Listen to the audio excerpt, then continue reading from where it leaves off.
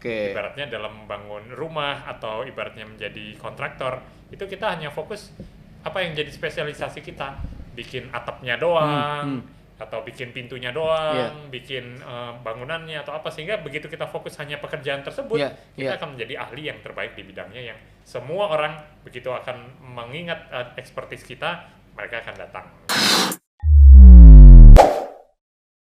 Saya baru sadar nih ketika Mas Hendy menyampaikan bahwa tahap awal tahun 2003 merintis bisnis itu image-nya beda pandangan Ya, dengan entrepreneur. benar. Saya juga mulai bisnis awal tahun 2001. Malah 2001, Ya, lebih percetakan. duluan Mas Dodi. Percetakan. Ya? Percetakan, tapi bisnis saya tutup, bangkrut. Kemudian 2003 lah bangkrut saya. Ya.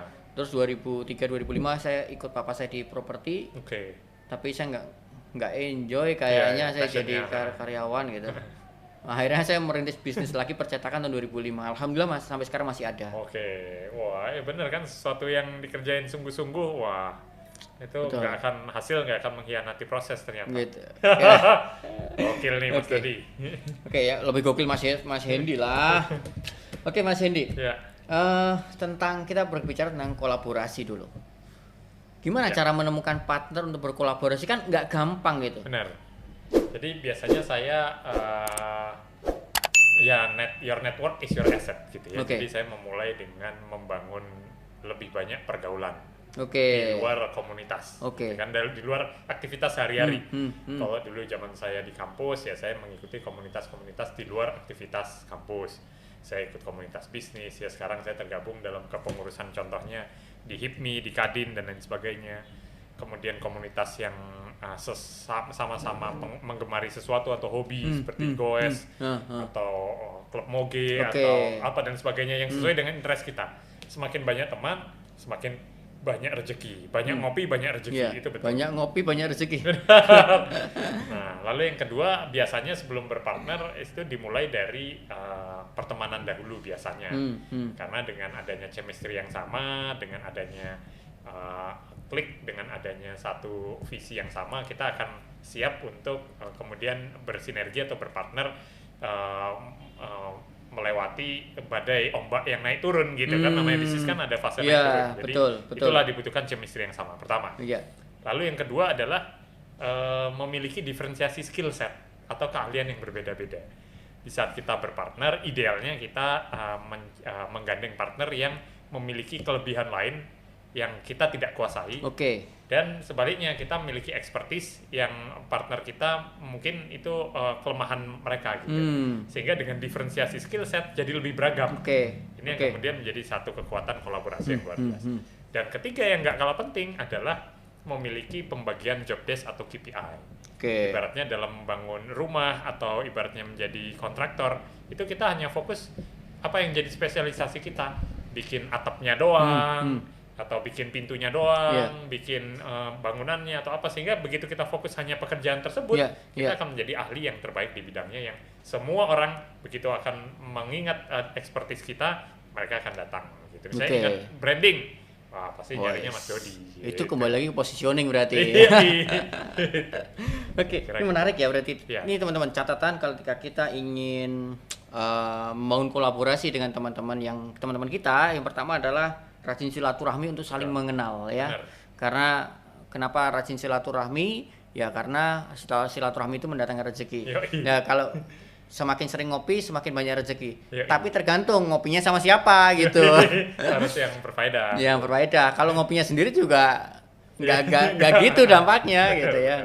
Yang kedua adalah diferensiasi skill set, adalah gimana caranya kita mendapatkan partner yang memiliki diferensiasi, memiliki skill yang berbeda gitu ya. Oke, Mas Hendy, saya mau nanya nih tentang diferensiasi skill set. Misalnya Mas Hendy jago di konseptor, marketing dan operation ya. Ada orang lain yang jago di misalnya di communication lah misalnya, tentang branding misalnya ya. Kemudian kan kadang-kadang gini, ada orang yang punya mindset, saya misalnya ya Mas Hendy nggak menguasai nih tentang sosial media, nggak menguasai tentang media. Nah ternyata partnernya menguasai. Tapi Mas Hendy ada nggak rasa gini? Karena ini sering saya temuin ya. Ketika kita nggak jago di bidang itu, tapi kita tuh ngomentarin dia gitu. Nah, jadi open minded memang kuncinya. Oke. Jadi ini yang akhirnya saya tanamin nggak cuman ke jajaran petinggi di tim aja, tapi ke seluruh tim. Satu mindset yang namanya collaboration. Collaboration. Apa tuh? Gabungan dari kata-kata goal, collaborate, dan action. Begitu visi collaboration. Benar, begitu visi ini kita tanamkan ke tim, kita udah lagi nggak bermindset one for all atau semua harus dikerjain sendiri. Tapi kita udah mulai sinergi dan delegasikan semua proses-proses yang dianggap itu menjadi keahlian partner kita ke orang. Jadi akhirnya produksi misalnya kita vendorkan. Ngapain ngerjain sendiri? Nah, kemudian misalnya supply chain atau logistik, kita misalnya ada partner yang bisa kerjain. Marketing, branding, ada yang menguasai di situ, kita serahkan yang lebih ahli. Konten kreator, ya artinya pasti ada yang jauh lebih jago dibandingkan kita dan sebagainya, ya kita kolaborasi. Sehingga dengan fokus apa yang menjadi expertise kita, bicara misalnya franchising atau F&B operation yang menjadi expertise kita akan handling itu. Sehingga kita akan sibuk hanya memikirkan dan menjalani apa yang menjadi strength kita. Malah lebih kuat di situ, lebih pinter di situ. Orang lain mau masuk di F&B operation, saya udah sekian puluh tahun di sini gitu. Betul. Menarik. Karena sesuai dengan kompetensinya. Betul. Jadi jarang ada yang ngajak saya datang, Mas Hendy bisnis properti yuk gitu. Ya mungkin ada, tapi mungkin sebagai investor pasif tadi ya. Saya investor pasif. Akhirnya saya masuk, tapi nggak punya added value di sisi skill. Akhirnya saya hanya menanamkan saham aja. Wah, ini menarik ya. Untuk diferensiasi skill set ini, saya kok pengen ngulik lebih dalam tentang ini gitu ya. Saya pernah ingat juga kata Pak Budi Isman. Beliau itu pada waktu jadi direktur Coca-Cola. Coca-Cola waktu itu punya ribuan truk.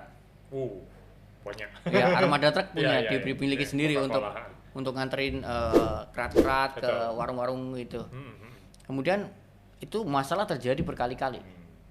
Benar. Pencurian spare part, roda, servis dan lain-lain. Itu kalau dipikirin sendiri ribuan truk itu jadi satu bisnis sendiri itu. Benar, puyeng. Kan? Kemudian apa yang dilakukan Pak Budi adalah mindsetnya adalah kita fokus ke core kompetensi kita seperti apa yang disampaikan Mas Hendy gitu. Benar banget. Ini truk dijual, tapi saya kontrak. Masalah selesai tuh, pusingnya. Kalau ada problem ya tinggal vendor yang beresin. Benar banget. Itu make sense. Spiritnya seperti gitu itu ya. kira-kira. Tapi kan artinya ketika kita berpikir, tapi kadang-kadang UKM gini, itu kan jadi mahal biayanya. Enggak juga. Gini. Terus gimana tuh cara? Karena gini, waktu kita cuma 24 jam. Punya uang pun nggak bisa beli. Betul. Kan waktu kita sama-sama 24 jam. Punya uang, mau beli tambahan waktu jadi 25-26 jam itu nggak bisa. Gitu kan? Betul. Sehingga kita harus memaksimalkan waktu produktif kita dari 24 jam itu, berapa persen istirahat, berapa persen kerjanya. Di waktu kerja ini pastikan kita hanya menjalankan hal yang menjadi produktivitas maksimal kita. Ngapain ngurusi misalnya service handling vehicle dan sebagainya yang bukan core kompetensi, mending fokus di Coca-Colanya as a distribution sendiri kan gitu. Sehingga itu menjadi nilai tambah. Saya akan melakukan hal yang sama. Di waktu saya yang cuma 24 jam bersama resources tim saya yang ada, itu akan saya maksimalkan untuk dengan jam yang sama saya bisa menghasilkan output berapa. Yang ternyata 1 jamnya tersebut bisa menghasilkan berkali-kali lipat dibandingkan hanya penghematan segelintir di sini.